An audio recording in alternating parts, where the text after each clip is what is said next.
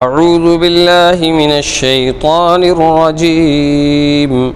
بسم الله الرحمن الرحيم يا أيها الذين آمنوا لا تقربوا الصلاة وأنتم سكارى حتى تعلموا ما تقولون ولا جنبا إلا عابري سبيل حتى تغتسلوا وإن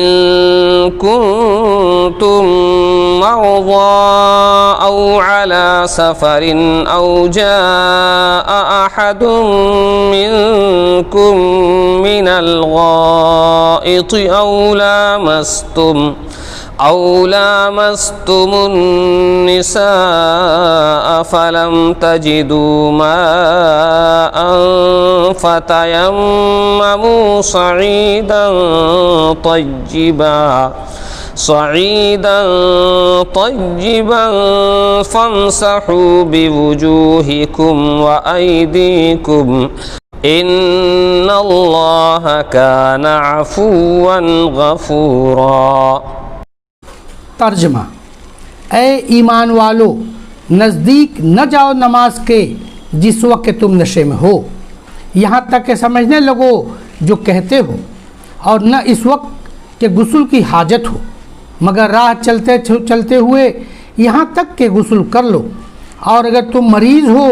یا سفر میں یا آیا ہے کوئی شخص تم میں جائے ضرورت سے، پاس گئے ہو عورتوں کے، پھر نہ ملا تم کو پانی، تو ارادہ کرو زمین پاک کا، پھر ملو اپنے منہ کو اور ہاتھوں کو، بے شک اللہ ہے معاف کرنے والا بخشنے والا۔ شان نزول: ترمذی میں حضرت علی رضی اللہ عنہ کا یہ واقعہ مذکور ہے کہ شراب کی حرمت سے پہلے ایک دفعہ حضرت عبد الرحمن بن عوف رضی اللہ تعالیٰ عنہ نے بعض صحابہ کرام رضی اللہ عنہم کی دعوت کر رکھی تھی، جس میں مے نوشی کا بھی انتظام تھا۔ جب یہ سب حضرات کھا پی چکے تو مغرب کی نماز کا وقت ہو گیا اور حضرت علی رضی اللہ عنہ کو امام بنا دیا گیا۔ ان سے نماز میں قل یا ایھا الکافرون کی تلاوت میں بوجہ نشہ کے سخت غلطی ہوئی۔ اس پر یہ آیت نازل ہوئی جس میں تنبیہ کر دی گئی کہ نشے کی حالت میں نماز نہ پڑھی جائے۔ خلاصہ تفسیر: اے ایمان والو، تم نماز کے پاس بھی ایسی حالت میں مت جاؤ، یعنی ایسی حالت میں نماز مت پڑھو کہ تم نشے میں ہو، یہاں تک کہ تم سمجھنے لگو کہ منہ سے کیا کہتے ہو۔ اس وقت تک نماز مت پڑھو، مطلب یہ ہے کہ ادائے نماز تو اپنے اوقات میں فرض ہے، اور یہ حالت ادائے نماز کے منافی ہے۔ پس اوقات صلاۃ میں نشے کے استعمال مت کرو، کبھی تمہارے منہ سے نماز میں کوئی کلمہ خلاف نہ نکل جائے۔ اور حالت جنابت میں بھی، یعنی جب کہ غسل فرض ہو، باستثناء تمہارے مسافر ہونے کے حالت کے کہ اس کا حکم ان قریب آتا ہے۔ نماز کے پاس مت جاؤ یہاں تک کہ غسل کر لو، یعنی غسل جنابت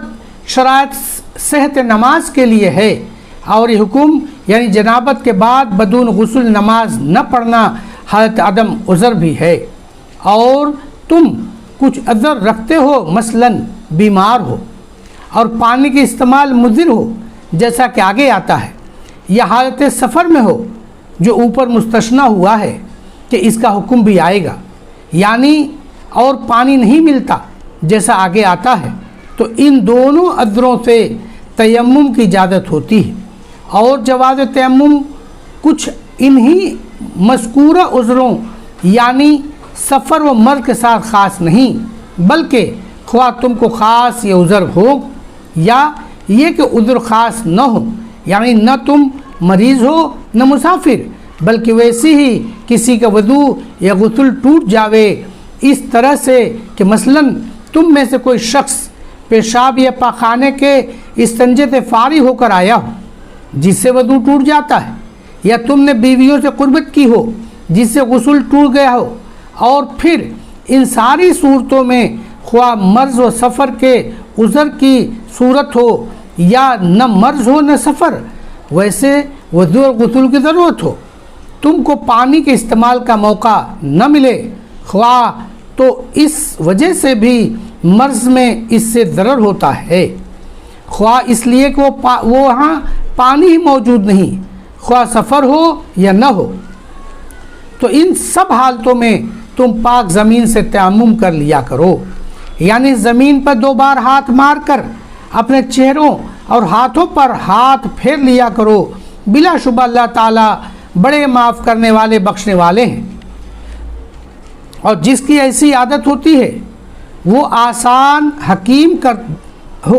حکم دیا کرتا ہے،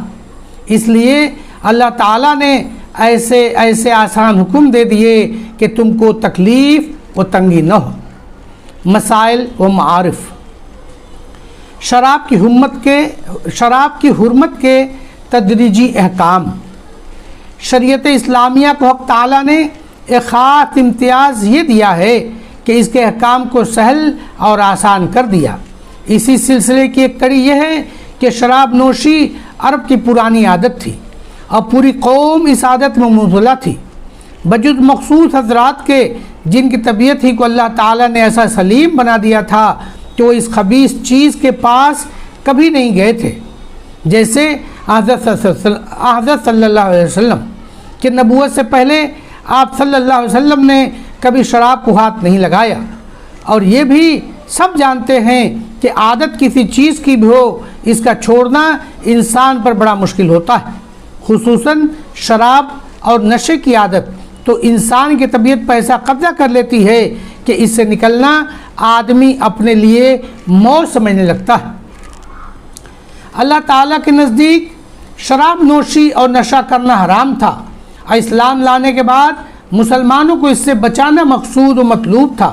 مگر ایک اس کو حرام کر دیا جاتا تو لوگوں پر اس حکم کی تعمیل سخت مشکل ہو جاتی، اس لیے ابتداً اس چیز پر جزوی پابندی عائد کی گئی اور اس کے خراب اثرات پر تنبیہ کر کے ذہنوں کو اس کے چھوڑنے پر آمادہ کیا گیا۔ چنانچہ ابتداً اس آیت میں صرف یہ حکم ہوا کہ نشے کی حالت میں نماز کے پاس مت جاؤ، جس کا حاصل یہ تھا کہ نماز کے وقت نماز کا ادا کرنا تو فرض ہے، اوقات نماز میں شراب استعمال نہ کی جائے، جسے مسلمانوں نے محسوس کر لیا کہ یہ ایسی خراب چیز ہے جو انسان کے نماز سے مانے۔ بہت سے حضرات نے تو اسی وقت اس کے چھوڑنے کا اہتمام کر لیا، اور دوسرے حضرات بھی اس کی خرابی اور برائی کو سوچنے لگے۔ آخر کار سورہ مائدہ کی آیت نمبر 90 میں شراب کے ناپاک و حرام ہونے کا قطعی حکم آ گیا اور ہر حال میں شراب پینا حرام ہو گیا۔ مسئلہ، جس سے نشے کی حالت میں نماز حرام ہے، بعض مفسرین نے فرمایا کہ جب نیند کا غلبہ ایسا ہو کہ آدمی اپنی زبان پر قابو نہ رکھے تو اس حالت میں بھی نماز پڑھنا درست نہیں، جیسا کہ حدیث میں ارشاد فرمایا، اگر تم میں سے کسی کو نماز میں اونگ آنے لگے تو اسے کچھ دیر کے لیے سو جانا چاہیے تاکہ نیند کا اثر چلا جائے، ورنہ نیند کی حالت میں وہ سمجھ نہیں سکے گا اور بجائے دعا استغفار کے اپنے آپ کو گالی دینے لگ جائے گا۔ تیمم کا حکم ایک انعام ہے جو اس امت کی خصوصیت ہے۔ اللہ تبارک تعالیٰ کا کتنا بڑا احسان ہے کہ وضو و طہارت کے لیے ایسی چیز کو پانی کے قائم مقام کر دیا جو پانی سے زیادہ سہل الحصول ہے، اور ظاہر ہے کہ زمین اور مٹی ہر جگہ موجود ہے۔ حدیث میں ہے کہ یہ سہولت صرف امت محمدیہ صلی اللہ علیہ وسلم کو عطا کی گئی ہے۔ تیمم کی ضروری مسائل فقہ کی کتابوں اور اردو کے رسالوں میں بکثرت چھپتے رہتے ہیں، ان کو دیکھ کے مزید معلومات حاصل کر لی جائے۔ وآخر دعوانا ان الحمدللہ رب العالمین۔ السلام علیکم ورحمۃ اللہ وبرکاتہ۔ Subscribe now and press the bell icon. Never miss an update.